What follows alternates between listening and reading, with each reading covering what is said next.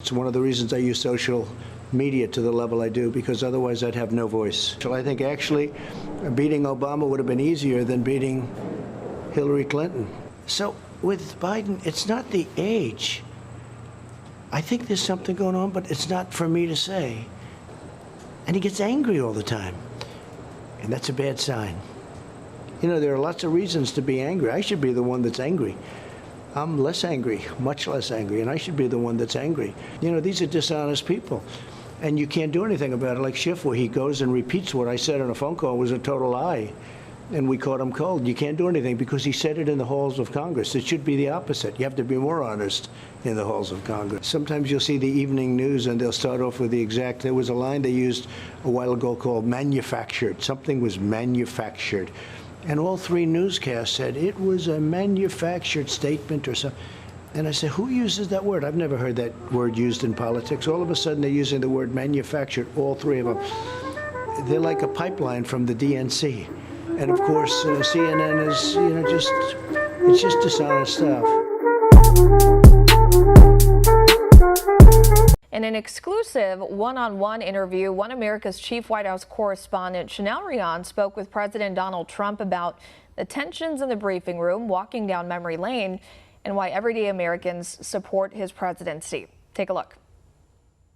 Mr. President, thank you so much for having us here at the White House with you. Thank you. We appreciate it. Thank you very much.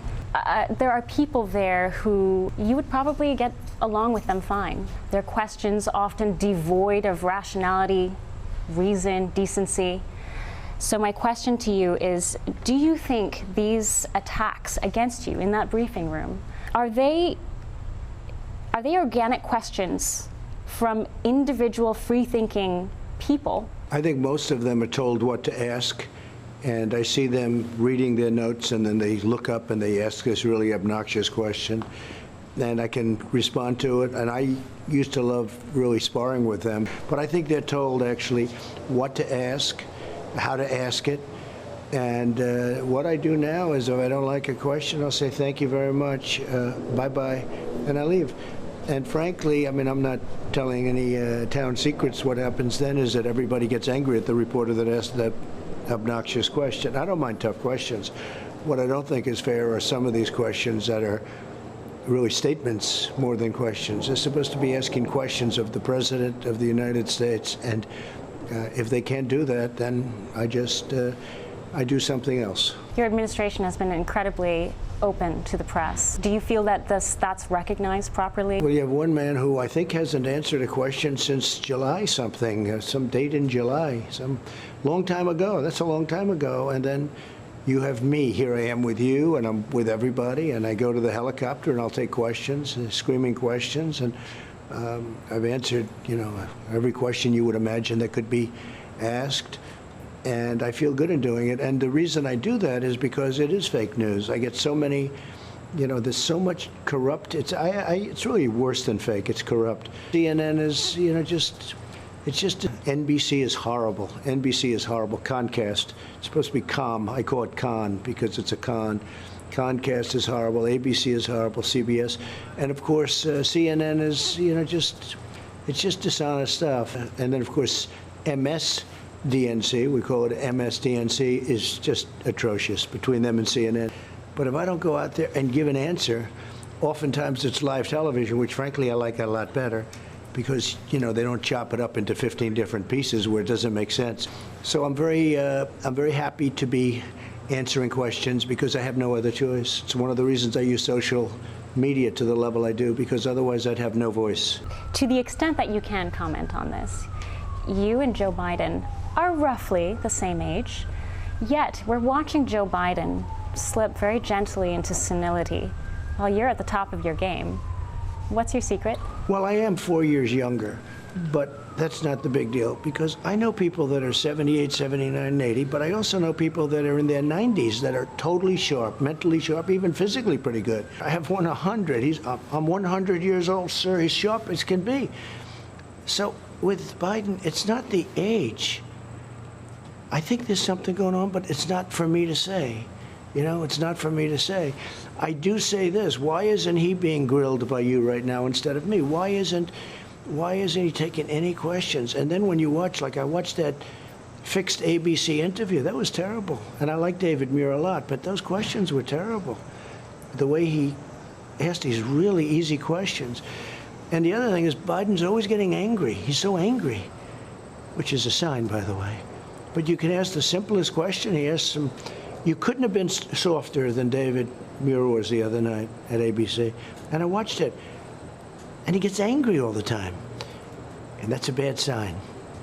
You know, there are lots of reasons to be angry. I should be the one that's angry. I'm less angry, much less angry, and I should be the one that's angry with all the phony stuff. They spied on my campaign. They got caught. Every day you get a subpoena for this one, that one, that one. Just got another one from Shifty Schiff. You know, these are dishonest people. And you can't do anything about it. Like Schiff, where he goes and repeats what I said on a phone call was a total lie. And we caught him cold. You can't do anything because he said it in the halls of Congress. It should be the opposite. You have to be more honest in the halls of Congress. So I should be the one. But Biden has great anger. And I'm watching that as he's asked a very routine question. And he, you know, there's something going on, but that's not for me to say. To the great frustration of your adversaries, why do you think you're able to have this kind of empathy for people you don't have shared experiences with? It's an incredible thing. We went to Texas, we went to Florida, we went to Ohio, we went to Pennsylvania recently, and North Carolina. You see the crowds on the street. Tens of thousands of people, tens of thousands on the highways, and they're all with the Trump flags, and they're waving flags, and the American flag, by the way, the other side, they have very few people with a Biden sign, you know, even though it's for me, I'm writing, but you rarely see. By the way, the press will always say, and Biden was heavily represented too. It's like there was nobody. But tens of thousands of people, American flags all over the place, which you never see on the other side, all over the place.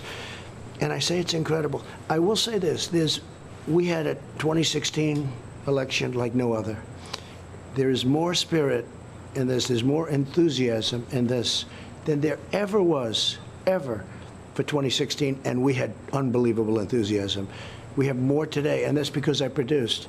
When you go back for just before the flu or the virus came in, the best numbers, employment, I don't have to go through it, the best of everything, no matter who you were, whether it's women or African American or Hispanic or Asian, it doesn't matter. The best numbers we had, the best stock markets, which, by the way, are catching up within.